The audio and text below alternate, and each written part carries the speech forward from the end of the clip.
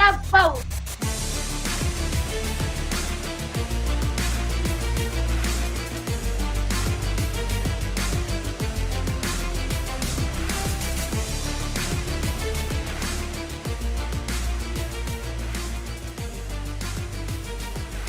Court is in session with Ryan in Sacktown on If You Don't Like That. Now, Ryan in Sacktown. Oh, must be Ryno.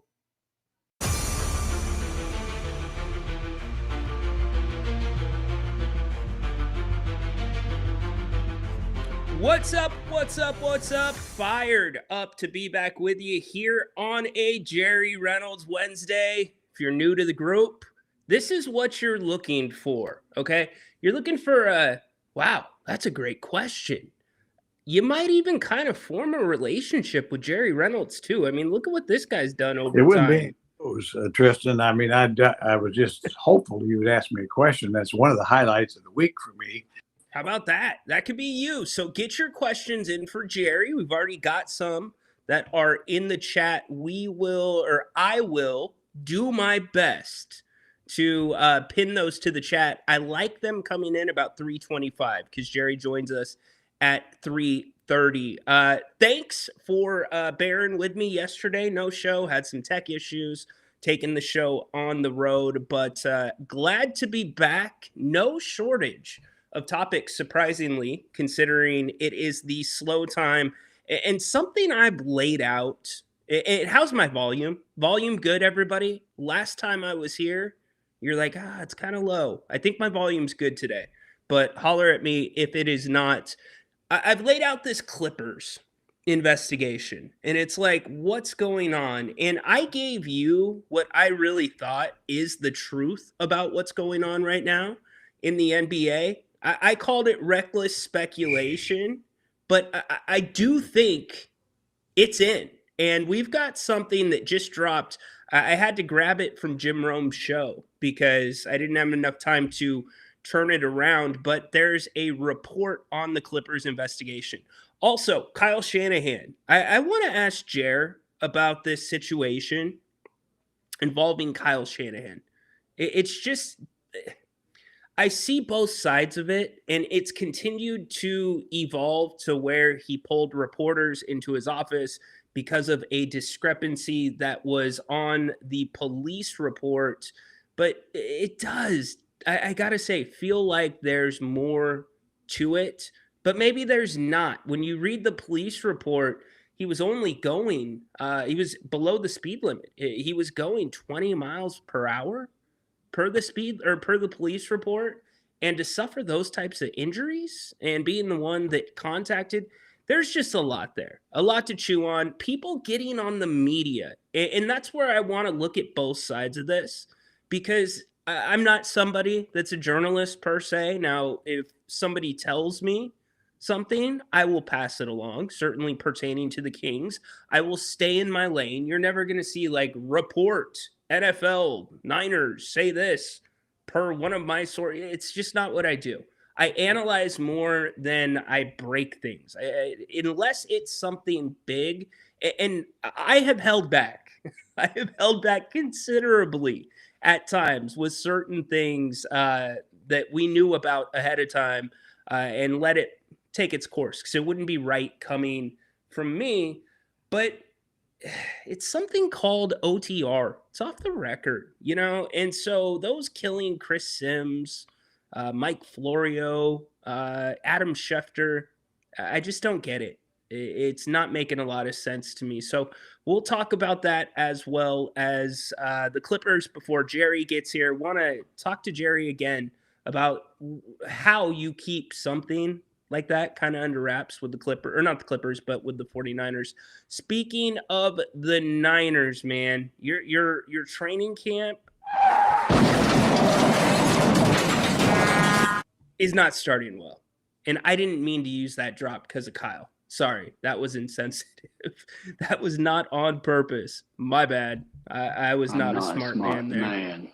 But today, Ricky Pearsall, who we talked about on Monday, sat out because of an MCL swelling. The name here that jumps off the page to me is Malik. It's not Malik. It's Malik Mustafa. I know how to say his name. I must have left how to say his name at the studio, but Mustafa is the big one for me. He is a guy that really came on last season as a rookie. You hate to see his hamstring strain this early in camp. So let's check in with all of you again. Jerry Reynolds joining us here in about 25 minutes. Can't wait for that. I will pin that one for you, Flores, to the top so we can get to as many of those questions for Jerry. Was there no show yesterday? No show yesterday. Tech was not there. My bad. You can tee me up for not being here. So we will have shows, though, the rest of the week for sure. Stumper, throw that in for Grant tonight, 7 o'clock. He will be around. Tristan's in the house. What's up, dude? Tristan, you missed Monday. I had an entire thing for you Monday. You talking about Val Venus? And, yeah. You know, Tristan, I'm not going to get back into it, but you talking about Val Venus, put it in the ether, and the dude has a match over the weekend? What's going on with that? Red California has a question in for Jerry. That's Bibelicious. It's a good one, yeah. Jerry was quick with those. Real quick to his feet. Really like that. So, all right, let's start with the Clippers, because this is the newest thing that just dropped from ESPN. I am stealing this from my guy, Jim Rome, but very interesting because I sat here on this show last week, the week before, talking about now there is no good time for this to come out. And what I said was, based off of the leaks that we have heard from unnamed people within the NBA office, it seemed fairly clear to me that this report was already in hand. And this also comes with Pablo Torre, who's dropped some additional reporting where he has tracked money directly to Kawhi Leonard on his podcast. So go check him out. But check out what ESPN dropped today. Baxter Holmes, who works for ESPN, posted the following. News. The NBA investigation into whether the LA Clippers circumvented the salary cap to pay Kawhi Leonard could drag into 2027 if the parties don't agree on the findings or any proposed settlement that involves punishing the team, sources tell ESPN. Before I give you my thoughts on that, there's also this. On July 14th, Powder told reporters that the investigation, quote, needs to be wrapped up before the beginning of next season, end of quote, and that it had gone on, quote, longer than I would have hoped. There's no question about that, end of quote. So really, what had happened is exactly that. I think my reckless speculation spot on. I told you the NBA does not want this to be dragged out in public, especially when it comes to the punishments. I said you probably have the owners, you have the Players Association, and you have the disciplinary committee and Adam Silver all bumping heads trying to find some type of middle ground on the punishment for what this is going to be. I will sit here today and tell you the Clippers are going to be disciplined. There will be findings in this report, hands down. So it's just, what will it be? Because you want this to be clean. You want it to roll out. You want to say, these are the punishments, and there will be no appeals. Can that happen? I don't know. Steve Ballmer seems to be a pretty strong-minded individual, but somebody put in, was it Tristan? Somebody put in the chat last week or earlier this week, 60 games for Leonard. We had talked about also the, I would say, narrow routes to punish Leonard. but this has turned into a nightmare for the NBA. So if this goes to 2027, I don't know what is next for the Clippers. What happens with the Kawhi Leonard trade? How does that change anybody that you might have Toronto looking to sign? And I also talked about how difficult it would be to really punish the Clippers in the now. How are you going to punish them in the now? The money, don't even think about it. The money is not the big deal here. It's the picks. How would you make or disable the Clippers draft rights immediately? What if they have trades that are promised to, or they have draft picks promised to other teams? Like, this is going to be, and it is a difficult situation because logically you're thinking, great point, Patrick. Such a great point. Is the NCAA handling this investigation? Well done, dude. Logically, it's like, okay, well, you would have to start like with their 2031 picks. Okay, well, what's that do now? And that gives the Clippers time to prepare for that punishment. So it's just, it's a mess. Let's put it that way. I think we can all say this cannot go into 2027 coming off of the commissioner rushing or saying he would really like this thing wrapped up just a couple of weeks ago, as said there on ESPN. Andre, my man, James Sam says the Kings' 3-point shooting should go up in the season as DeMar is not here for mid-ranges either. We were last in attempts last year. I believe you were, last in attempts and first to last in 3-point percentage. It has to go up. I asked Grant this, and we will ask Jerry. Jerry and I have had the conversation, but in today's NBA, you can't shoot 33s a game. You need more than that. And I'm not saying you need significantly more. You don't need 50 a game to the tune of the Celtics in the way that they roll, but you need more than that. My concern is not so much about DeMar, like the threes coming because DeMar was swallowing up the mid-range. That's not so much my concern. My concern is the Kings' ability to generate good 3-point opportunities.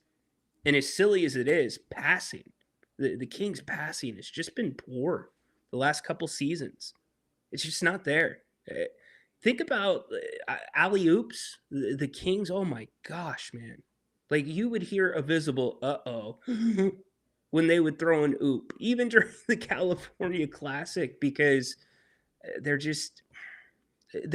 Kings are not that athletic compared to a lot of the other teams, even the lower teams. So Tony Romo, new video has come out with him. We can talk about that if you would like. I don't really know what is left to talk about with him other than the actual video and also the fact that CBS has said they are not going to fire him. But the one thing I do want to kind of get to here is Kyle Shanahan and the accident and this line between, and Grant and I tried to dissect this on Monday night. It's that line between what the public is entitled to know versus reporting as we know it, injury reporting in professional sports. And with Kyle Shanahan, the fact that this was kept so secret, I don't know how. And I do think it was really just a bad mistake. And it was a mistake that apparently came between one of a different police department entering the field report from the officer into the system, which erroneously marked Kyle as the driver. But I don't want to really focus on that side of it. I'm glad he's okay. Yes, it was weird when you saw Grant Cohn say Kyle Shanahan's pulled in 30 reporters or the local media to tell them the report was wrong. I want to talk about the other side of it, where some of you, probably nobody in here, but a lot of people killing Chris Sims, who knew about the accident. A lot of people killing Mike Florio. A lot of people killing Adam Schefter. because they're personal friends of Kyle Shanahan. They're basically saying it's a conflict of interest that they did not come out and report anything. Here's a little segment from Pro Football Talk today. I could get in line for a Pulitzer because, and that's the thing, if I had broken it, they would have been like, oh, well, hell yeah, of course he's going to break it. He's co-host is best friends with Kyle Shanahan. Right. And should you be disqualified from covering the NFL because you have friends in the NFL? You're not a reporter. That's what I keep trying to tell people. You're not there to report facts. You're not there to leak things to me. You could have told me, hey, you didn't get it from me, but you should be poking around the Palo Alto public records for accidents that may have happened on July the 14th. You didn't do that. Mm-hmm. And I don't know what's right or wrong here because you were true to your friendship, but you have a job in the media. Yeah. And you got some people who are grandstanding and soapboxing. Totally. Put yourself in that situation where you got a good friend that you've known for more than 20 years who's gone through this traumatic event and you've known about it.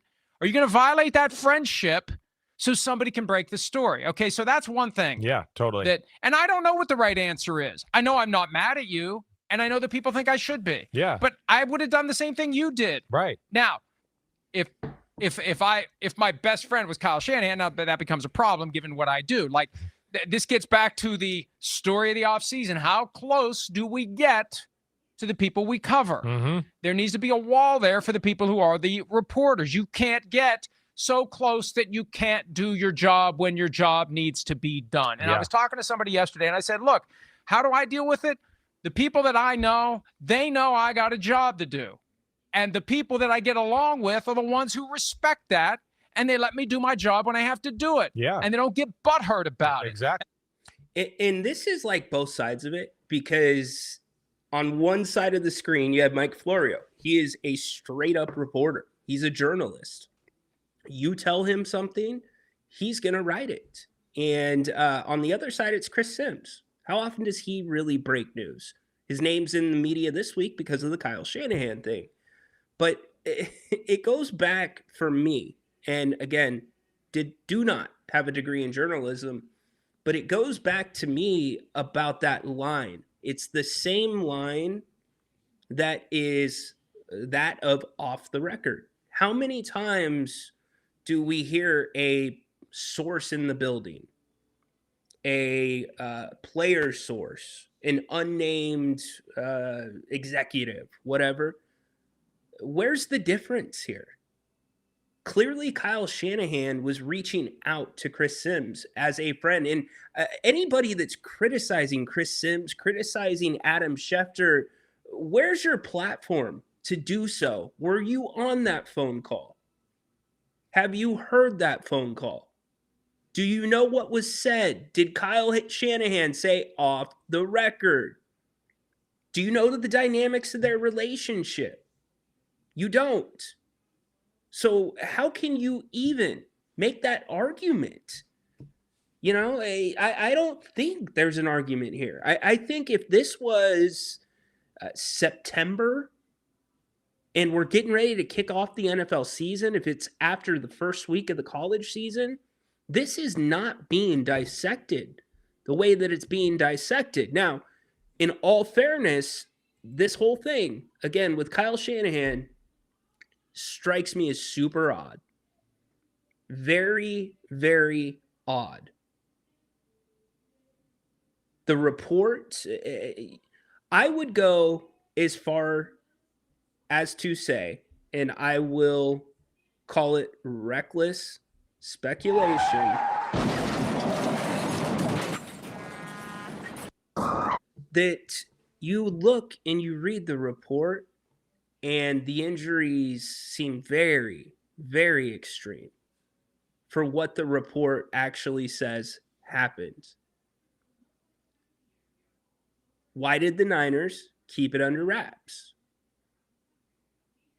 Those questions are fair. To question the people that weren't reporting this, I have a hard time doing that. I really do. I'm a Saints fan. It sucks. Brian Breeze tore his ACL. Andre, I said it last week. I said it Monday. I said it Monday night with Grant. Like, with this excitement that the NFL is coming back, there's also that feeling in my gut where it's like, somebody's going to go down. You know that we're going to have 4 or 5 big names that will not be playing this season. It's just inevitable. Absolutely inevitable. But I do think, and you know what's weird, Andre? It's like, where are they positioning themselves, the Saints, for a quarterback? You're going to roll with Tyler Shuck, who came out with one of the best mixtapes I think I've heard in a really long time. If that dropped this week, that would be big news. You know what Spencer Rattler can do, but give Kellen Moore a damn quarterback. Give Kellen Moore a quarterback to work with. Kellen Moore is a very, very creative offensive mind. So that's all weird to me. Look at Peter. Who's your running back? Hey, Peter, are you questioning his fanhood? Is that what you're doing there, Peter? Come on, Peter. Can't do that. Jerry Reynolds joining us here in about, I'm going to say 5 minutes. Jerry's usually early. He's not late. So now's the time if you want to put a question into the chat for Jerry. Again, you're looking for, this is what we're looking for. Like, Tristan's a perfect example of this. He's like wiggled his way into like this relationship on this show with Jerry, where Jerry's looking forward to his questions. Oh boy, that's a tough one. But see, this guy knows basketball. That's what you want. Well, Ooh, that's a tough one. This guy knows basketball. So if you have any questions, or what do you think we're going to learn about Jerry this week? Every time we've had him on this offseason, we have learned something new. Just when I think I can't learn anything new about Jerry, we get something new. Insane. More questions. Doesn't make sense to me. ETN. Yeah, have you seen how many ETNs there are? There's a couple of those families that have like brothers, cousins, multiple in the NFL. Insane. So, Niners situation, Tony Romo. Don't forget, Discord launching this season. Can't wait for that. I'm sure Jerry will be joining us as well. It will be members only. Thank you to everybody who has signed up. Ted Milgrove, the latest to sign up for our Discord. We'll talk more about it later. Can't wait to hop on that. And I have now found a way that we are going to do a game night. I think I told you this. Once a month, we're going to do a game night. We're going to have some really good prizes. And it's not going to be a game that I make up. It's because of the platform that we're going to be on, Discord. You have the ability to do a lot more stuff. You can bring other games into it. So I have already downloaded nine of the Jackbox. Yeah, that's right. 9 of the Jackbox packs. So we'll be doing some Jackbox and giving away some stuff. Oh, look at these two going at it. I love it. It's the Andre versus Peter show. ETN's washed up. Question for Jerry. We will get that hooked up right there. Question for both of you. Yeah, we'll talk about LeBron.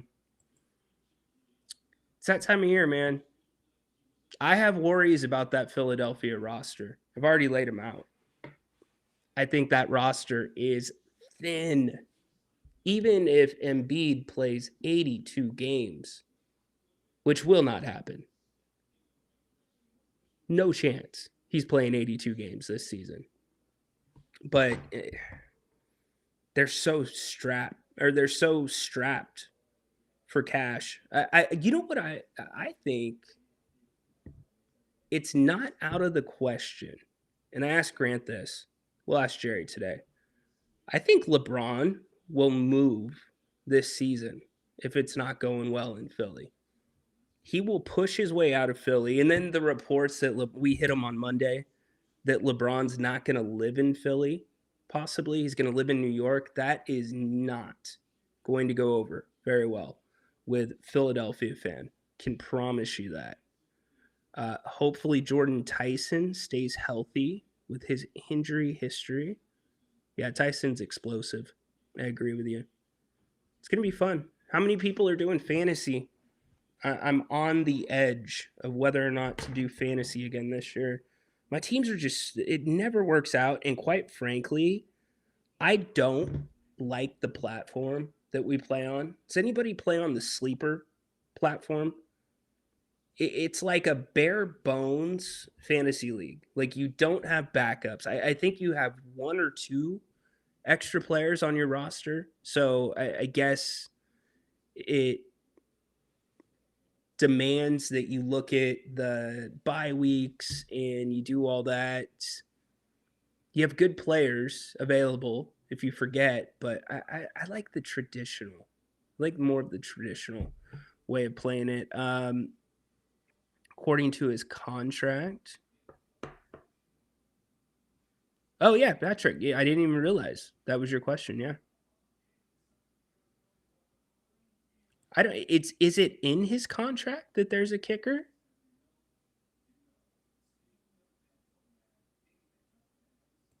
Y'all can do your fantasy. Peter, if you want to set up a fantasy football league, I will happily post the link here. But with as much going as I do, I'm going to leave that up to you. Tristan getting his question in early for Jerry. Again, Jerry Reynolds joining us here in just a couple of minutes. Lots to talk about in the news. He's going to be happy. Patrick Mahomes back on the field. Dude, the Chiefs, that fall off, that's not, I think that's going to be what they call an outlier. I think last year was a couple of standard deviations away from the mean. That's all that I'm saying. Speaking of a couple of standard deviations, this guy, he's done everything. We love him. He's funny. He joins us every Wednesday. And oh, yeah, he is a legend in these parts, both in the King's Court and Sacramento. Jerry Reynolds, always lucky to have him. Jer, happy Wednesday, buddy. Thank you. Yeah, and I think Mrs. Reynolds has called me deviant a few times, so I guess I guess that's fairly accurate. Standard deviations. It can be a good thing or it can be a bad thing. Yeah, it can be. Yeah, that's You where know I what I'm took it. saying? I took it as positive. That's how you stay married. You take it as a positive. That's right. That is right. How's your week been? You Good. been getting your walks in? Pretty good. Yeah, obviously it's getting a little bit too hot for me right now, but anyway, yeah, nice, cool. The mornings are nice. So hey, looking forward to watching the Women's British Open, and that'll be coming up tomorrow, and just listening to basketball news, or lack of news, I guess would even be a better way. And of course, football's around the corner, and that's great, college and pros. So that's more than enough to keep me busy until the NBA kicks off. Darn right. Got to be feeling good about Patrick Mahomes being back on the field.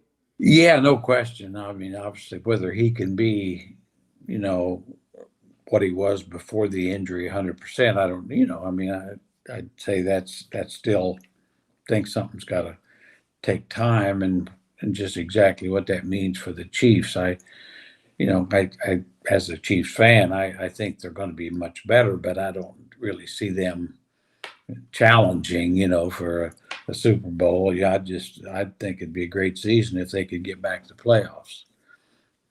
I've never seen somebody, how do I put this, basically recover as quickly as Patrick Mahomes. Guys go down for weeks with high ankle sprains, and he's back the next week. Yeah, I do think it seems football players come back quicker than any other sport, and I don't know if it has something to do with just their mentality or their work ethic. I think it's such a different kind of sport and what's called for with the conditioning and things. But yeah, it's remarkable. And the thing with Patrick, I don't think anybody's too surprised. No doubt. It's one of those. He's one of those guys. You kind of think, well, if anybody can do it, he can probably do it. Yeah, and if you got 15 on the field, you have a chance. Traditionally. Yeah. I mean that's and you got to have a good quarterback to have a chance. And I always say, with the exception of basketball, I mean, where one player can dominate on both ends, offense and defense. But in football, obviously the quarterback's the most important player. And then, depending really a pitcher, a great starting pitcher is probably more valuable, in baseball. So, guys that really can control to some degree winning and losing. Very true. The ball's in their hands. The ball's in their every hands. play. I mean, that's why I would say, that's why I think with basketball, I always said, I mean, that's why stars are so much more valuable in basketball than they are in any other sport. Because, Michael Jordan in his prime or LeBron in his prime, they were great defenders as well as the best offensive players. So, I'm convinced Jordan, you could have put, the summer league team with him and they'd had a chance to win 50 games. So true. So true. I want to stay really quick football related before we get to basketball, talk about LeBron and Philly. Mm-hmm. You've been a part of the Kings organization, the Monarchs organization, colleges at many different levels, and the Kyle Shanahan accident that's making all the news this week. A lot of questions about how it was handled, why the Niners didn't come out sooner. Where do you stand on that? Well, I do think transparency, is the best way to go, because if once you kind of hold something back, then the rumors start. And I thought it was pretty classy of Shanahan, to come right out and say, look, it's my fault. Before. But I mean, that's what happens though, because people are going to take off with it because everybody wants to be in the media, wants to be first. And so to be first, sometimes they make up something and it's better to get ahead of it and just try to put it out there. And I understand sometimes when there is a legitimate investigation about it or facts aren't known, well, you can't, I think it's so tough for, police chiefs and things like that when you have something controversial. But I mean, the only thing they can do is say, until we know, we can't tell you what we don't know. Sure. And by all accounts, this thing was not super. I mean, he was injured very badly, but it wasn't super controversial. I mean, is there any advantage to a team holding that back? I don't think there is. I mean, I'll say this: another could have been controversial, but seemed like the Chiefs got out in front of it, or at least, with Eric Bieniemy's wife was shot by his son. Yep. Which, terrible tragedy, but it is what it is, and it's on her. You know what I mean? And I thought they at least went as soon as it was out there and official. I mean, they knew it. They certainly didn't hide behind it. Jerry, what was it like when Bobby Hurley got into his accident internally with the team, and obviously wanting, hoping, supporting him and his family the best that y'all could? Yeah, that was such a terrible time. It was rookie year, 19 games in, really, and like I say, going home after a bad loss, and he hadn't played well, which it has nothing to do. Maybe it did because he was,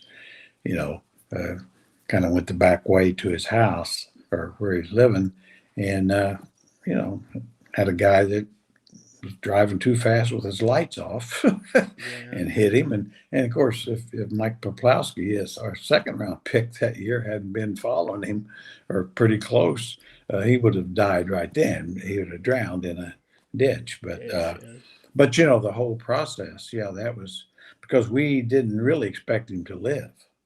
Oh, You really? know, that part really had, since he did live, but I mean, they, had the priest there for last rites and everything. Wow. So, so it was, I always say one of the most amazing things is he came back and tried to play in summer league in July. And I think that was a terrible mistake on the Kings' part to let him. I mean, he wasn't terrible, but it just, he just didn't need to be doing that. He probably should have, a full year might have given him a better chance maybe to get through some of those things. But although in Bobby's case, he had some injuries that affected how he could play, which I think Right. would have kept him from being what he probably would have been anyway. Yeah, it seems like the juice wasn't really worth the squeeze when No. it comes to running him out of summer league. Well, yeah, and it's one of those things to where he was so adamant about getting back. I mean, it wasn't like the team pushed him or even asked him. He kind of demanded to play. That's kind of why he had the kind of career he did in college. His determination, work ethic, all that. I mean, it was, overload almost. Yeah. And but that's where, as adults in the room, the Kings should have stood up there and said, no, we're not going to let you do that. And I know his father was really in favor of him doing it, which. Well, it's a competitive family, Jerry. Yeah, I know. That's what I'm saying. They're just Yeah. absolutely come from, Different breed. A little bit of a different breed. There's no doubt. No doubt about it. Just one last question on it. As he was recovering, did you let them kind of handle what was released to the public? Or Yeah, I did. I mean, I thought that the medical staff and public relations were, working together on it. And I mean, it was a case where I know with Rick Bennett, the president at that time, and we just said, release the truth, Yeah, I mean, sure. and they, we didn't daily, kind of releases on where he was. And certainly as soon as he got out of the hospital, they allowed visitors, which they had control of. He was met with the media or talked to media and things like that. So we didn't, there wasn't anything positive about the whole situation. And so, I mean, in his case, we just wanted his family and him, to handle what in their best interest and our best interest and in the hospital's best interest. And I think that's what we did. I think it all, as a terrible a situation as it was, I thought it went about as good as it could. Yeah, especially a situation that you can't plan for. Yeah, a situation that there's no roadmap for. It's Yeah, day I mean, to day. you're one day you're planning it like, well, by middle of the year, we think he's going to be this, and maybe another year he's going to be, he'll be the guy that can really run this team. And, Yeah. that kind of stuff to 24 hours later is, wow, not only will he ever be able to play again, but he's a good kid that may lose his life, and Yeah, no doubt. Well, speaking of life, LeBron brought some life to Philadelphia Yes, he by did. choosing the Sixers on Friday. Your initial thoughts, Jared? Well, I was a little surprised, and maybe I shouldn't have been, because I kind of thought that he would go to Cleveland. I just thought maybe it'd be close the loop, so to speak, and certainly Cleveland with him would have been a contender. There's no doubt about that in my mind. But then I should have realized that now LeBron, what he's always done is very carefully pick a spot he thinks is the best place for him basketball wise. Yeah. And probably Philly is it. I think they probably are the most talented. Had they not got Jaylen Brown, I don't believe he did that. Right. But with Jaylen and him and Maxey and Edgecombe and Embiid, that's I don't know how it's all going to work. But yeah, I thought it was a case of LeBron kind of doing what LeBron's already did, when he left for Miami or he went back to Cleveland. I mean, he's very smart and calculating as his agents and stuff are too, to a degree, although I know he makes his own decisions. I think it's either going to be an A plus or an F. I Mhm. hate their depth. Every team that has been in the conference finals, the NBA finals, there's been one theme: depth. At Mhm. most, Philly looks like an 8-man team, assuming you're going to get Joel Embiid to play regularly, which has not happened up until this point.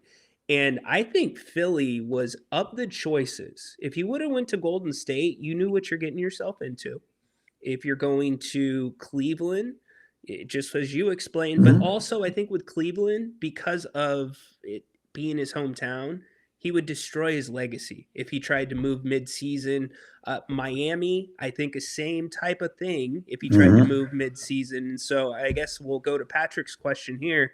Question for both of you, as both of you, is it true LeBron has a kicker and can leave midseason if the Sixers suffer an injury? I'm going to clean that up and say, do you think he will play for a second team this season, Jerry? No, Okay. I don't. I'd have to see that contract to believe that could be in there. That he could leave mid-season. I mean, NBA contracts really aren't written that way. Right. I mean, it doesn't mean he couldn't bag out or demand out, that or try to force a trade. But as far as a contract, I've never seen an NBA contract that was written to where you had an out after 6 months or something. Well, I think the out in the contract, Jerry, is that he doesn't have a no trade clause. That would be Right. the out to me. Yeah.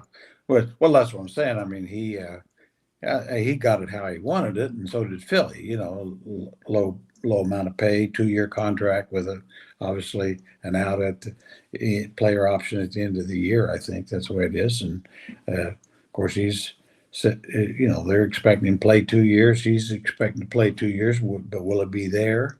I wouldn't count on that. I just say he's going to play there this year. I don't see any way that they do anything. We'll wait and see. I mean, there again, they could have some couple of key injuries, and he could try to demand his way out. And the truth is, with his amount of money, he'd fit anywhere. Right. Spot on. So he could do it. But I don't think even LeBron and Clutch Sports would. I mean, that would. It's not like he's the most beloved great player ever anyway. Right. But that would put him. That wouldn't speak well, I don't think. It's a good other side of the coin. Red California. This is an interesting question. I have a question for Jerry. Did you ever play one-on-one against Larry Bird? If so, what was your offense and defensive game plans? No, I didn't. No, I didn't. I shot hoops with him a little bit back when he had a place in French Lick. Back when I'd go home and visit my parents who were alive then, and so we'd shoot some, but it wasn't. I wasn't foolish enough to think that there was any reason. In fact, is the only time I did go over and play one-on-one against one of his buddies that he played with in high school, a kid named, I don't know what his first name was, but he went by Beezer Carnes. And Beezer was a star. Yeah, Beezer was a star guard on the team with Larry. I mean, Larry was a star, but he was the best guard. He was a good guard, and he was bragging. He said, "Well, I was the best guard to come out of this high school in the '70s." And I said, "Well, I was damn sure the best one to come out in the '60s." So I said, "We need to see who owns these decades." And then Larry he said, "Well, I'll referee. You two guys played at 15 or whatever it was." And Rick Carlisle was there. He was there at the same time. And so I said, "No, screw you, Larry. You ain't refereeing because I know you'd screw me and then help Beezer, your buddy." I said, "So I want Rick Carlisle to call the game." So we had Rick Carlisle call the game, and I beat him, I think about 15-12 or something like that. So I said, "Clearly, I owned the 60s and the 70s. Boom. Eat that. That is an amazing story. Wait, what's the guy's name? Beezer. Beezer. Yeah, I can't remember. He had a company. There's a whole bunch of Carneses that were really good players. That some were in almost my year, and then a whole bunch of my younger brothers. Just one of those deals where a bunch of good athletes, not great, but really good high school players. Nice. Did you? This is just a stupid question. Did you ever ask Larry about that horse commercial that they filmed for McDonald's? No. Oh, That was yeah. No, I never asked him about it. I mean, nothing but net kind of thing. Yeah. Yeah, he and Jordan. Yeah, that was great. Yeah, that was good. Yeah, I was pretty sure he didn't make those shots, Ryno. Yeah. Now he would have probably said I coulda. I didn't, but I coulda. Did you ever play him in horse at least? No. I and really I know I can tell you why, because was no chance. Hell, he didn't miss shots. And I was a good shooter, but I missed some shots. Yeah, but you're the Caucasian Comet. Well, one time you could get it. Yeah, I would.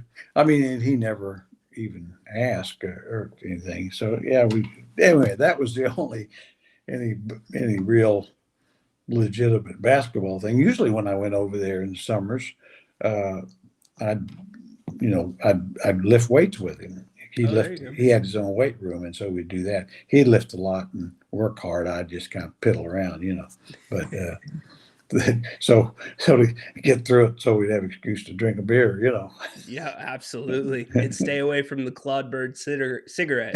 Yeah, No that was a final blow right there. It took care of my desire for cigarette smoking. It's so hard to shoot a basketball after you lift your upper body. Oh yeah, and that's. I mean, you got to retain your flexibility. I always say I never really. I think sometimes guys overdo it, but I mean, you need strength, but it's, I always thought like plyometrics and things like that probably make a little more sense than bulk. Yep, no doubt about it. I don't think we've got this question before. This is actually a pretty good one. Have you ever been ejected by a ref in any sporting event? Yeah, I was ejected in college against. It was who was it against? I think it was against Emporia State when I was at the one year I was at Pittsburgh State University, and I got upset. I thought we were getting bad whistle. I don't know if we were, but I thought we were, and so. But I went out in the court and I bumped the official. Oh. And I meant to get in his face a little bit, but I actually bumped him, and they ejected me. And it's really stupid on my part. Let my temper get the best of me, and they were even talking about suspending me. Well, they didn't, which was surprising, really. But I was kicked out of that game, and then I was kicked out twice with the Kings. I was kicked out in Dallas. I'm trying to remember who kicked me out. I think it was Jake O'Donnell kicked me out in Dallas, and then Joey Crawford kicked me out in Sacramento when we were playing the Hawks. And I'd walked onto the floor towards the officials. I mean, I wasn't going, but I'd well onto the court and was using words that wouldn't be acceptable in the second grade. And so they took rightfully took offense and sent my little butt to the locker room. And so that, yeah, those two times, yeah, there was, nothing I was proud of. And I can't even say that I'll tell you one other time. Actually, I collapsed during a game, and I was going out to complain, and they'd called it technical, and I think they were getting ready to kick me out, but that's when I collapsed, and at first thought I did it on purpose to keep him getting kicked out. Yeah. And so I told him, I said, I wouldn't go to that extreme. Yeah, I know. Seriously. That's So, but insane. anyway, so yeah, yeah, there's a lot of few things in there that not proud of, not proud of. Did you ever have any players that got ejected that took off before the game ended? No, no, No shitbirds? no, no. We had guys act, badly and do some things, but not take off for they'd always be around. The only one of the strangest ones I think is when Bill Russell was coaching and I was one of his assistants, and we were playing Dallas, and Jawan Oldham was kicked out, I think. I know he was, and then he went to the locker room, and we got beat pretty good, and Bill was trying to get everybody together to talk, have a few thoughts about the game, and Jawan, he had his uniform on and everything, warm up and everything. He just got up and went in the shower. I'd never seen anything like that. Just went in, took a shower with his warm up on. With his warm up on? Warm up and uniform. Yeah, he was pretty frustrated, I guess. as we all were at that time. I mean, are you getting back at the equipment staff by I guess, I mean, that's one of those things. What rationale can you come up with that makes that okay? You're actually helping the equipment staff. Yeah, I was going to say it. I mean, I think it's a case where he and Coach Russell, they didn't have a very good relationship, and I would certainly take Bill's side on it, but that was kind of the boiling point. I think he thought he wasn't getting the time. The same old thing. Yeah. Not. I could be Elijah Wan if you let me. Type thing. Is it unnormal for a coach and a player to have a bad relationship yet be able to function at a high level? Oh yeah, I think it happens a lot. To be truthful, I mean, where a coach won't see eye to eye with the player, or he, the coach, but they still function very well. And in some cases, goes the other way, where they'll have a great relationship off the court, but won't have a great one on the court. Interesting. I mean, so yeah, it's human nature. You take 12 players and a coach. I mean, if you had 12 kids, they all wouldn't. Jerry, like I it. have one, and it's a problem. Well, I was going to say, I've got one that I don't know if she's a consistent fan of mine, but but I mean, that's just the way it is. And you try to be professional about it and be honest with the player, and that's all you can do, really. I know I kicked a kid off when I was in college once. And I just didn't like him, and and he was selfish and didn't work hard, and I always remember I kicked him off, and I said, I just can't coach you, and it's better you go your own way. And I said, honestly, I don't even like your girlfriend either. So You gotta be doing something really wrong. So Jerry I said, it just ain't working. Yeah, it just ain't gonna work. And the strange part is years later we connected, and I've kept in touch. We have a good relationship. I mean, it's one of those things that he kind of said, well, really, it was my fault, which I think I thought I might have overreacted, but it was his fault. Yep, no doubt. Look, when an apple is bad. Let's just put it that way. I think coaches have an intuition, and it can ruin a team when you have a guy like that. Yeah, I think you do, and I think a lot of times that bad apple, will go somewhere else. Might not be a bad apple. The situation where guys are traded, they need to be traded. Yeah. And they get in different circumstance, and the fact they were traded, opened some eyes. And I think that I've always said that probably 90% of the players that come in the league need to be traded. 90%. 90%, and they almost always are. I mean, even It's a good. a lot of great ones. You know, a lot of great ones. The first place just doesn't work because maybe too much is expected of them. They expect too much of themselves, and it doesn't work. So we've seen examples of that of some players even that went through the Kings or around the league. Steve Nash, was drafted by Phoenix, went to Dallas, then back to Phoenix before he became a superstar. That's a perfect example of why you don't give up on a point guard. Is Right. that one of the guys that you think of when you say that? Oh, I do. Yeah, I think he's, maybe the best example because of the fact, he was drafted by a team that never played much and was traded to Dallas. Very good, but Nowitzki was a star, and Steve was the kind of guy who would fit, do whatever.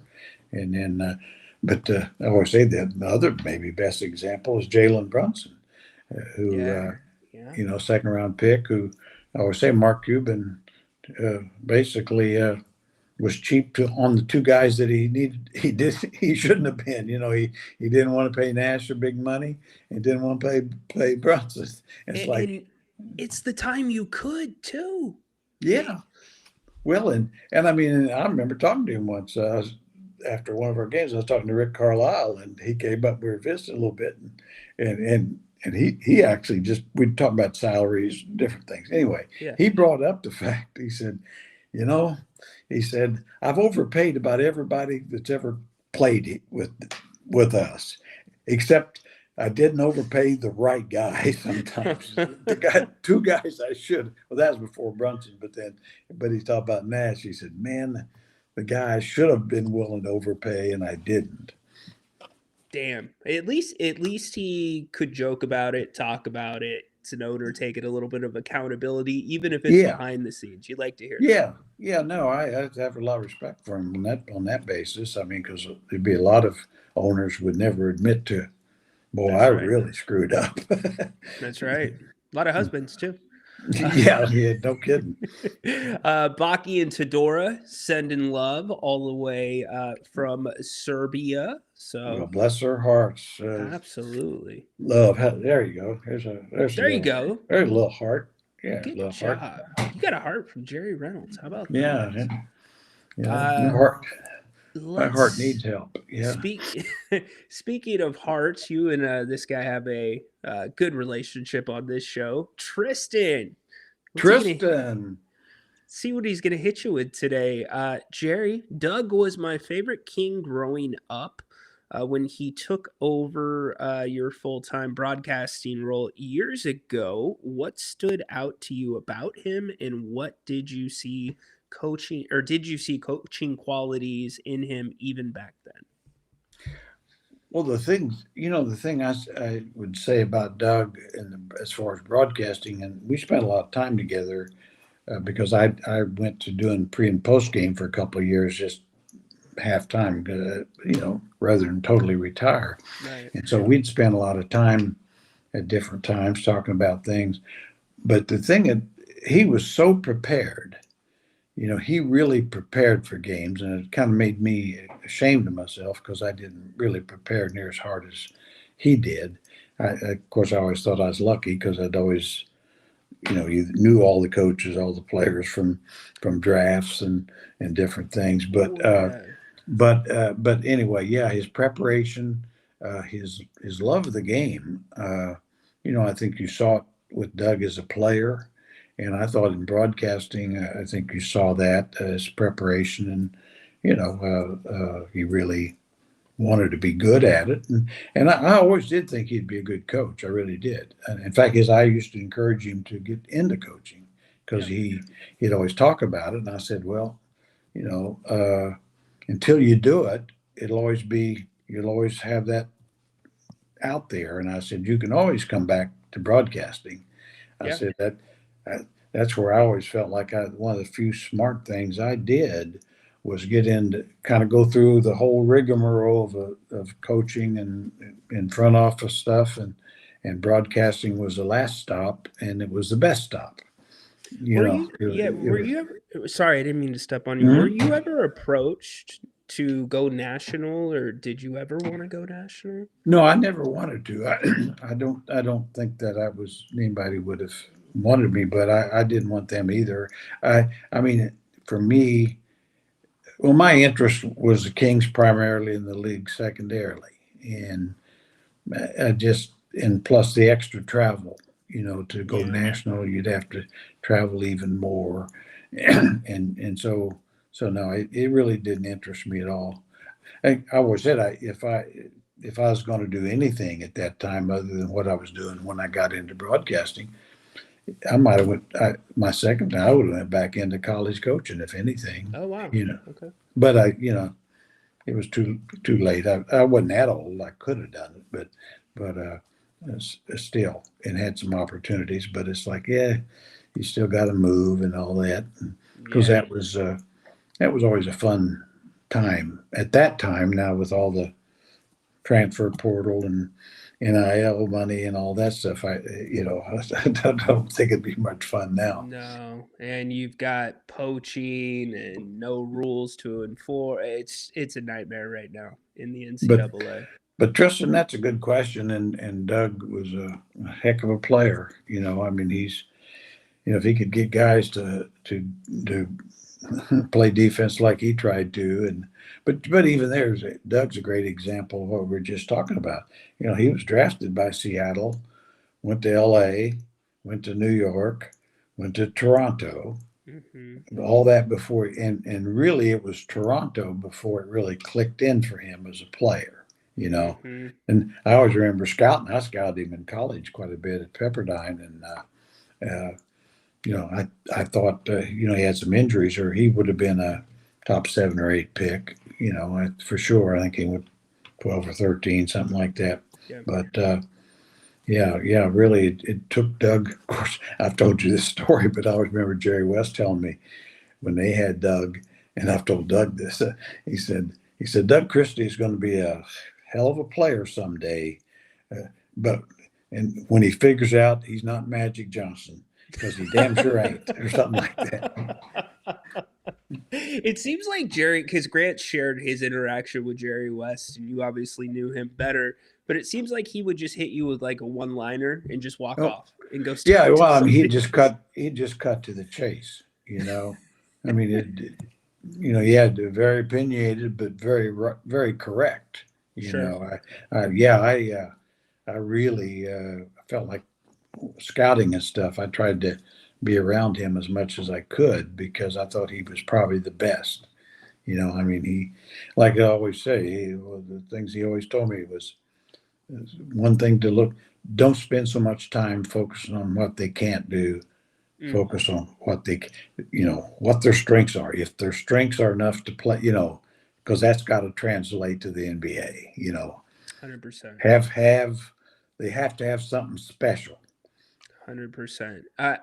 Look, Doug's failures this season, or I shouldn't say his failures, the Kings' failures were not from a lack of work ethic. Like, Doug worked his tail off behind the scenes, and he was not BSing about not getting sleep. Like, he is singularly focused when it's in basketball season between that and family.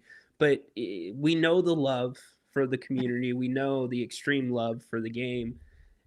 How difficult or can that be put into words to your team? How can you translate that, Jerry, or can you? I don't know that you can. I mean, I think some of it is, they know, you know, how much time he's putting in, he's there, and all that. But what does it do? I'm not sure. It it's a big advantage at all. Actually, I mean, in some ways, I think in the NBA, with you need to be able to leave the game there. Once I remember Cotton Fitzsimmons told me that, and I wasn't good at that. I couldn't do it. Hmm. I still had that college mentality. After the game, I'd be almost sick to my stomach after a loss for till the next game started almost. Sure. And he always said, look, if you're going to have success in this league or stay around any length of time, He said, I'll tell you exactly. He said, when you leave that locker room, leave the game right there. It serves no purpose. You know, folk, you can't change anything that happened, till now. He said, then when you then start preparing for the next game, and part of the preparation for the next game is going over a few things that should have done better in the past game. But I thought that's great advice, and I knew it was, but it's tough. I couldn't do it. It's easier said than done. Easier said than done. And yeah. you know what? There's people that get killed for that all the Mhm. time, where they Oh, say, when I go home, I'm focused on my family. I think Domas, I know Domas is very much that way as well. When I'm at home, it's family time. Yeah, that's one of the great strengths Rick Adelman had. I really do think Rick was Great able point. to compartmentalize, and of course that was part of, I think, why he didn't really want to spend much time with media, because that would just, let's face it, if you're with media, they're going to bring stuff up and just Sure. keep it going any more than he just had to. He'd do the perfunctory things, but he wanted to coach his team, coach the game, say a few words to the media, both teams played hard, type thing, and go home. The quarterback speak. And that, I thought that was, exactly as good a way to handle as any way you could. One of the best, Rick Adelman. Rest his soul. Crazy to think that he's gone. Still. Yeah, boy. Yeah, it sure is. And, I was talking to a friend the other day, and they said there's a few people in the Kings organization talking about, having a Rick Adelman ceremony or something. I said, well, if I was Rick and his family, I'd say, nope, Yeah. nope. Why now? Several years too late. Don't need it. And- He's in the Basketball Hall of Fame in Springfield. So he really doesn't need anything here after all this time.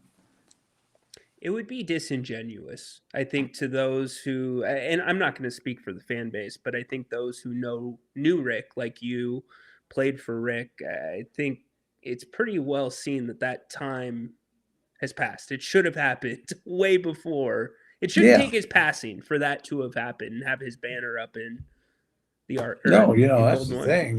His record here is what his record is, and 8 years he coached, 8 years teams in playoffs and different kinds of teams, and the best, by far the best the Sacramento Kings have ever had, and maybe ever will have. I don't know. One time in the last 20 years since Rick Adelman was here, that Yeah. you've been in the playoffs. But I know, I wouldn't speak for the fans either, but I'm speaking for myself. I know if the Adelman family asked me about it, which I don't expect them to, but I'd say, no, you don't need this. Don't disagree. Peter, Grant is close with some of the former Kings players, but probably the closest was Scott Pollard. Which Kings would you say you are the closest to? Well, it'd probably be several of the older guys, and that would be Eddie Johnson, and Mike Bratz, for instance. We stayed in touch. Of course, Mike also coached with the Kings, and Reggie Theus. Had really enjoyed Reggie, and of course, so. And those guys goes all kinds of different ways because of after their careers, they got into either coaching or playing or something. And probably as far as players that I had a relationship with for a while, we've kind of gotten away. Beno Udrich, who I really enjoyed, and John Barry. And, I used to love talk basketball with John. John was really sharp. And so, those are kind of guys from the past. I really had some good guys come through, but as it's like when you got a coaches and stuff, as the years went on, and especially just doing broadcasts, I was pretty well separated from the team a little bit. The basketball IQ on that 02 team, the 01, 02, 03, was through the roof. Oh, yeah. Insane. Yeah. And I mean, and maybe the most instinctual genius of the whole bunch was maybe not the sharpest knife in the drawer, and that's Jason Williams. But his point. basketball smart. I mean, I always say there's a difference. A guy can be a really smart individual and not necessarily be a smart basketball player. Very, very good point, which leads to this question. Funny enough, Paul asks, were you in on the decision to trade for Mike Bibby? If so, what made you think to go that way? Yes, I was. I mean, certainly Jeff Petrie made the decision and all, but we talked about it, and I thought it was as much as I love Jay Will, I thought it was time because Jay Will had off the court had gotten into some incidents that didn't bode well for the franchise, and so there were some issues there, and we knew kind of the year he and Doug played together on a really good 55 win. We could see where Doug could really handle ball, and really thought that would be a little better way to go if we could get a more consistent, steady shooter scorer. And of course, Bibby was that. And so it worked for us, and it worked for Jay Will. I think both guys benefited from the trade. I think it's kind of like we said earlier. I think both guys need to be traded because it wasn't going well for Mike in Vancouver at the time. No. And so I think he needed to be traded, and it gave he was a perfect fit. And I think with Jay Will, what really happened to him, he got to play for Hubie Brown. And I know talking to Jay Will years later, he said that was the greatest thing ever happened because Hubie, he basically explained the come to Jesus moments to him. And he said, after playing with Hubie, when I got to, playing for Pat Riley and stuff, I was ready. He said, I would have been ready before. It wouldn't have worked. It's interesting. He, it's like any player, 10 years after he's out of the league, he's thought through those things. But he did say Hubie was, Hubie was just what I needed. It wasn't what I wanted, but it's what I needed. Very interesting. I've never had the pleasure of meeting Hubie Brown, but he's so just well-spoken. He didn't seem like the disciplinary type, but he was to a degree. Oh, yeah. Okay. Yeah. He's kind of a Bill Fitch type defensive, and probably, other than his, brother, I guess, Larry, I don't know who would have been a smarter basketball man. I mean, those two guys, and they're both mercurial. You do. Here today, gone tomorrow. You don't know what. The Larry Brown and Hubie Brown are brothers? Yeah, I think. Yeah, I did not know that. Mm-hmm. Interesting. Very interesting. I'm Yeah. trying to make out what this question is. Agreed, Jerry, that could have done it sooner. You know what? I got to go back. I don't think they were brothers. Herb Brown was a good coach. That was Larry's. Yeah, Herb. It wasn't Hubie. CTC. I think Jerry already answered this. Who you were not too fond of, and I kind of don't like those questions. So I think the college player Jerry was not too fond of. He and his girlfriend. Get out of here. There's guys I didn't get along with real well, but I don't. Yeah, it's one of the players I had the biggest problem with is deceased, so there's no reason to go there, and so. But other than, I can't. There's guys that I didn't see eye to eye with through the years. But it was nothing.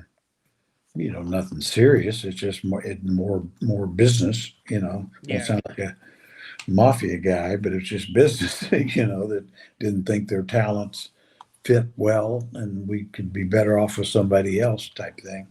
Yep, it's a business. A lot of people forget that. That's why I think it was Dennis Schroeder and ex-King Dennis Schroeder that had some what I thought were inappropriate comments about being traded and the teams being able to ship you out whenever they want. Like, that when you sign the contract. nothing Yeah, I mean, abnormal. and if there's anybody he's been on every team, and at some point you would think was Dennis, that he'd say, "Why have I been traded 15 times?" You Yes. know, it's the old everybody's out of step with my Johnny. I mean that it's like, yeah, Dennis, there's a reason why you're a and he's a good player. Yeah. Maybe not as good as he thinks he is, but he's a good player, and yet he finds himself on a new team about every year. Yep. Isaiah Stevens gets released by the Kings, so they have another two-way contract open there. I think it's good going into training camp to dangle one of those for like a Markel Sutton or somebody that you sign and bring into training camp. I guess the question is, as we sit, I know we've kind of talked about it earlier this summer, that one roster spot that's left, do you see it as somebody that's on the roster right now that might be a two-way, or do you still think this team needs to go out and get a point guard? If I were the team, I would see what comes off the wires as I wouldn't get in a rush. Yeah. I think there'll be guys that there could be guys that are clearly better than anything that right now, and I think they do need help at point, and so there's even if you don't pick up, you're not no worse off than you are currently. No doubt. So I'd rather than sign somebody that really isn't good enough. There could be a veteran available that you could feel. I always thought a guy like Gabe Vincent would have been a pretty good pickup. Yeah. He's played in big games. He's a backup guy. Knows he's a backup guy. Low money. It was probably so. So anyway, but that'd be the type, and my guess is there may be somebody like that, but if not, I think he signed overseas. I think recently, did but he? I'm not sure. This time last year, Precious Achua was still a free agent. Is there any free agents that, as you look at the market and who's available, is there anybody that's like jumping off at you? Not necessarily for the Kings, but Well, I think there's a lot of guys out there haven't signed, but they're looking for more money, and of course, there's not many teams got it. So at some point, I think if I were the Kings, I'd really, really put in time on the free agent market, because some of those guys are going to be willing to take minimum, much like, like Precious did.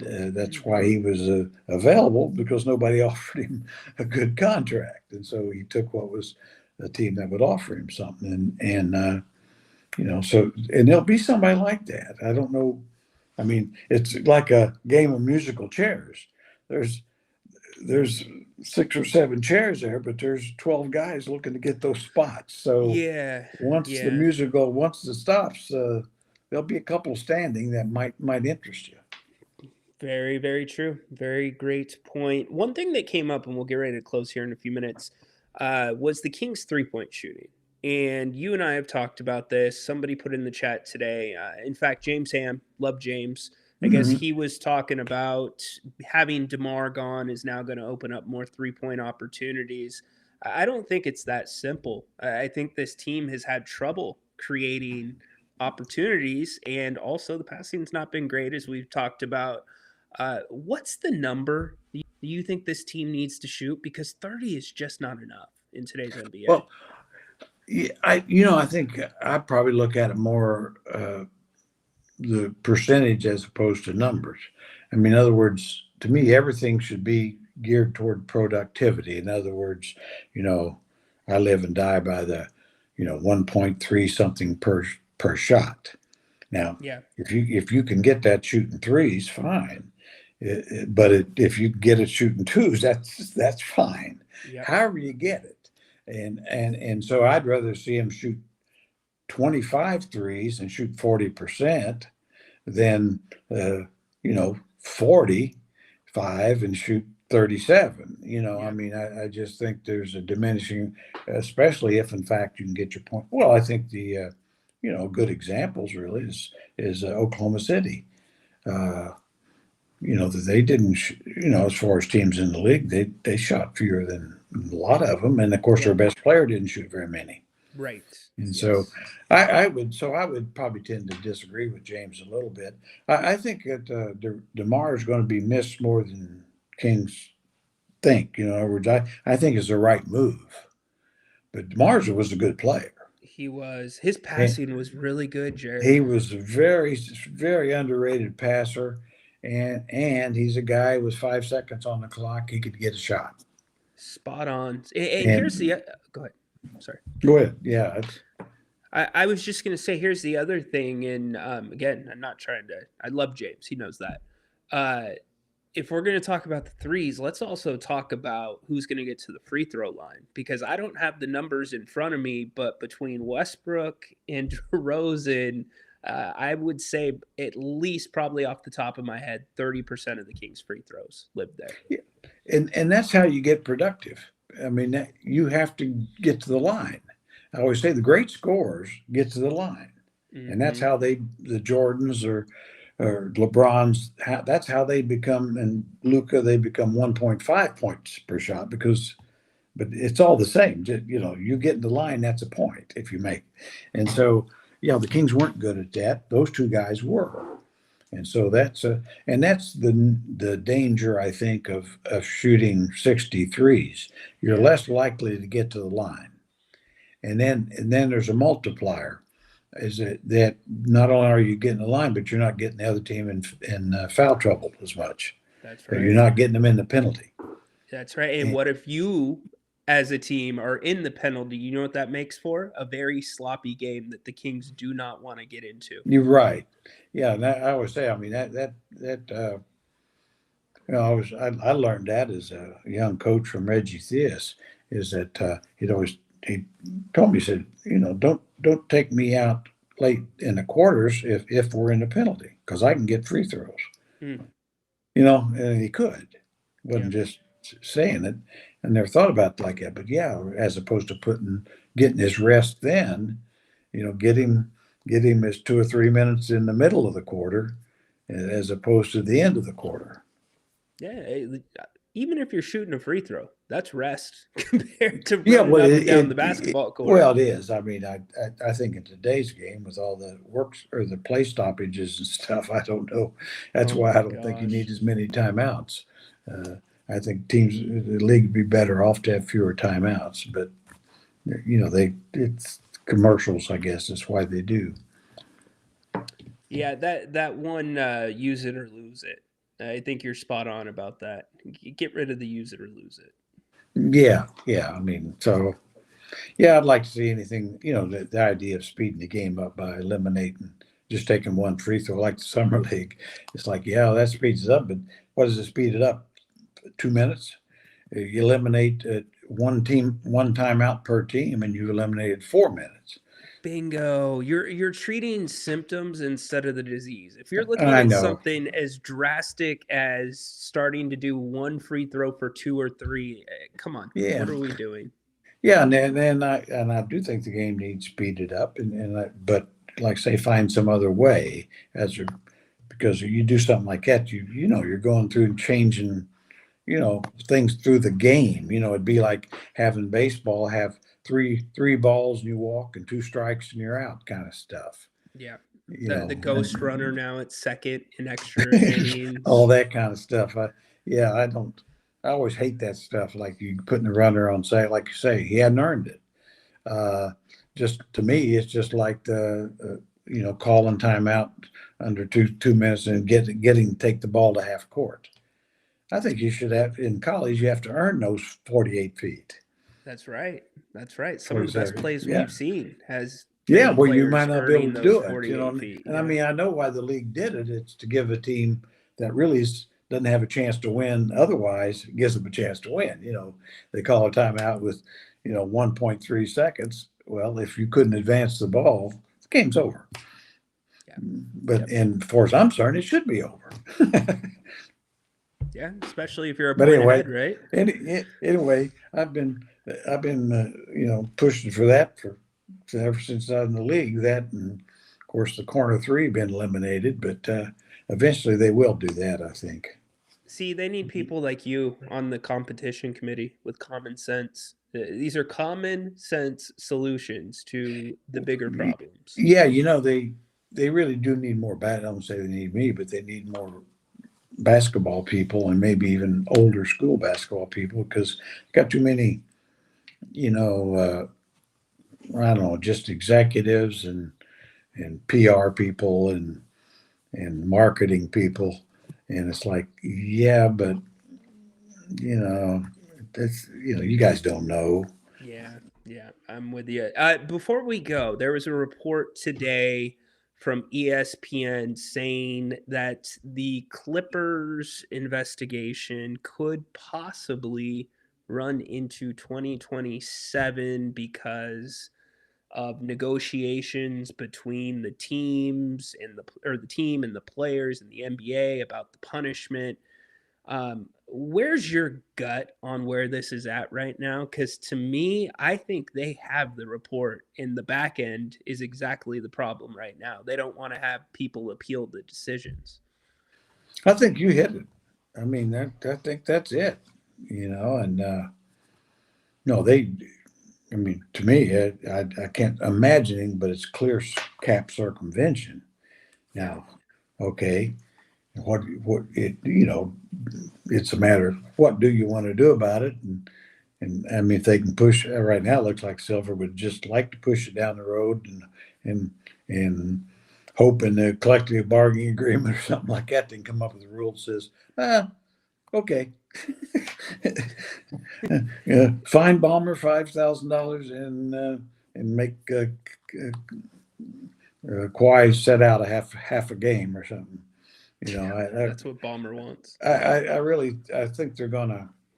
There really needs to be a hard penalty for the league because I mean, at some point it's like if your team's with money, if you're the Knicks or Lakers, then why wouldn't you do it? Sure. Why do you worry about the cap if you don't have enough cap room to sign? It's like Kings don't have enough cap room to sign somebody. Okay, we'll give you $8 million, and then we got this. We'll set this phony deal up and give you another $30 million a year that way. Well, and Jer, what have the number one thing that the GMs who have been polled about the NBA and what's going on today, the number one thing that they would like to change is the CBA. This thing's a monster. It's changed how you build rosters. Yeah. And so that makes it even that much more of salt in that wound if you're a team doing it the right way. And you've got the Clippers doing that. Yeah, no, absolutely. And I think they really do have to get it resolved in all ways, that we're even going forward if this type of thing where the penalties are severe and clear, and I always remember years ago, you might remember when Joe Smith of Minnesota Timberwolves were fined and because they had agreed illegally to a future contract. I do remember that, yeah. And I mean, he signed with them for a lesser amount that would fit the cap on the promise that he would get this big contract later. Right. Of course, that's illegal. I think other teams have done that, but Minnesota got caught. And so they basically disavowed the contract and I think that's what and then also fined them, I think, a couple of first round picks, Minnesota. But I always remember Flip Saunders, rest in peace, the coach and GM at that time said, at the time afterwards, he said it turned out to be the best thing happened to us because we didn't have to pay Joe and he really wasn't that good. And so we got out of that bad contract.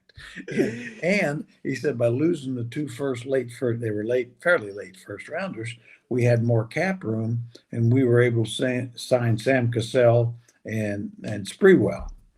And he said that's why we were able to beat the Sacramento Kings in the playoffs. Oh, he had to get the zinger in there. But I mean, it's a lot of times there's unintended consequences, that you're punishing the team, but in some ways, okay. Well, in this case, it wasn't punishment. You actually helped them.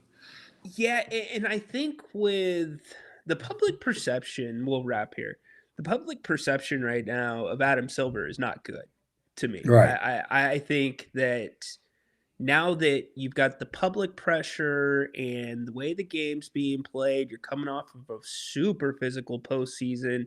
But now in this instance, you've got the owners that are probably up your throat too, because it's not something the other owners are going to stay silent on if the Clippers cheated it. So this could be one of those defining things that could change Adam Silver's time as commissioner. He's got to get it right. Absolutely. Yeah, I think this might be the biggest, really define whatever legacy he's going to have. And I'm not a big fan at all. I mean, I think it's tough, though, when you follow David Stern, who was great. But David was able to kind of bully the bosses. The owners are his boss, but he was able to bully the bosses, which He is played the game better. Yeah, you can ever get to where you figure out how you can do that, but he could. I mean, he had that ability, but yeah, I think Silver's, if he handles it wrong, I mean, I don't know how, even if he handles it right, I think he's got to get it right. I don't know, and what right is. All right, buddy. What's on the tube tonight? Little League World Series, youth flag football, soccer, nothing. Yeah, I watched the WNBA game last night. Caitlin Clark and the Fever playing Seattle, which was interesting because she's good. Kelsey Mitchell. It is amazing the improvement in that league and the talent in that league and the interest in that league. It's come a long way. It's got a long way to go, but it's still, yeah. So I watched that, but I'm looking forward to seeing tomorrow morning. Ryno is the Women's British Open, so that'll start about 3:00 in the morning for me. You're gonna be up and fresh. Wow, I will be. Okay. I won't be fresh. But I will be in front of the TV with a cup of coffee. Love it. I enjoy. I love the majors, men and women. So that hopefully, with that, and then later the FedEx playoffs and stuff for golf, then be close to college football. Those Hoosiers. Those Hoosiers. Yeah, I'll be. Don't think they can rent. I think that's a one in a zillion season there. I wish them the best. Well, but I think I'd like to see them stay number one again, or just even win the Big Ten. But I think with Ohio State lurking again, it's but the college, I love watching between the SEC and the Big Ten. I mean, that's where everything is. But that and then the NFL. So, and then we'll have extra stuff to talk about. Then, which means, like I say, once college football starts and NFL, that means basketball's close. Yes. And like you said, we'll have lots to talk about. Lots to talk about then. Yeah, we won't be worried about talking about how many timeouts there need to be or exactly all that kind of stuff. Exactly. And Tristan can really come up with some questions then. There you go. Good point. Very good point. I have full faith in him. Jerry, I might start a GoFundMe to see if we can get the channel's logo on a college football team's jersey. What was it? I think it's Chase paid $17 million. Only $17 million. It's a lot of money, but to be on Ohio State's uniform, that's it. Yeah, that actually you'd hate to say it, but it probably seems like a pretty good deal. Sounds like a pretty depending good on deal. the size, if the size, because they're on national TV all the time, and certainly in that state, you'd think, boy, with the way Buckeye fans are, like Michigan fans are, Alabama. I mean, you have that, and it's like, well, what other bank would you go to? Type thing. Spot on. Yeah. All right. Well, we can bank on Jerry being up at 3 a.m. You can, and you golf. can bank on me being here at 3:30 on Wednesdays. Yes. Hey, take 4 days off for the golf tournament this week. Well, I was going to. I want you Anyway. to focus. I appreciate you telling me, but I was All going right. to. Good. Okay. Good, See you, good, Ryno. good. All right, Jared. Thank you. Appreciate you. Doesn't get better than that every single Wednesday. Does not get any better. Fun conversation. What about the start of the conversation when we talked about Bobby Hurley? I learned a lot of stuff there. That was incredible. Crazy. Jerry is the best. Yes, he is. We are very, very lucky to have him. So big thanks to Jerry for taking time out of his schedule each and every week to join us on Wednesdays. Hope you got something out of it as well. We still are launching Discord this season for the Kings. So if you'd like to join us on Discord, it's going to be a membership only. I'm feeling generous. $20 will get you the entire season, QR codes, PayPal, and Venmo. Get you the entire season on Discord and a Founders t-shirt. I'll run it through the end of the week. This is the last week, though. But you can still get in on it after we run the promo because we'll do a monthly subscription for Discord for you all. We're going to have watch parties. We are also going to have game nights. We are going to do some stuff with some guests that will be one-on-one, which is kind of cool. It's not going to be just me and the guests like Jerry and I talking to you and choosing questions. We'll all be chatting and it's off the record, which makes it a little more fun. We're not going on the record per se and living on YouTube for that. So that'll be an exclusive experience. And I will be hopping in there and posting a lot of different stuff throughout the season that only the Discord members will have links to. So, all right. Thank you. Appreciate you. We're back tomorrow with the Thursday edition of the King's Court. My thanks to Jerry. Join Grant tonight. Oh, and my thanks to Bennett's, by the way. Don't forget about Bennett's. They're the sponsor of the King's Court Discord this season. Go check them out. 3 locations here in the greater Sacramento area. Prime cut of seafood and steak. You will not go wrong. Tonight, Wednesday, happy hour. This weekend, brunch, Bubbles and Brunch, $55.99. Bottle of champagne, 2 entrees, prime rib. They've got it all. Great for lunch, too, by the way. Doing a business lunch, go check them out. Rockland, Roseville, Howe and Fair Oaks, Bennett'sRestaurants.com. Love Brian and the team there. So we'll see you tomorrow. Again, my thanks to Jared. My thanks to all of you. Enjoy your night. Be safe. Court's dismissed.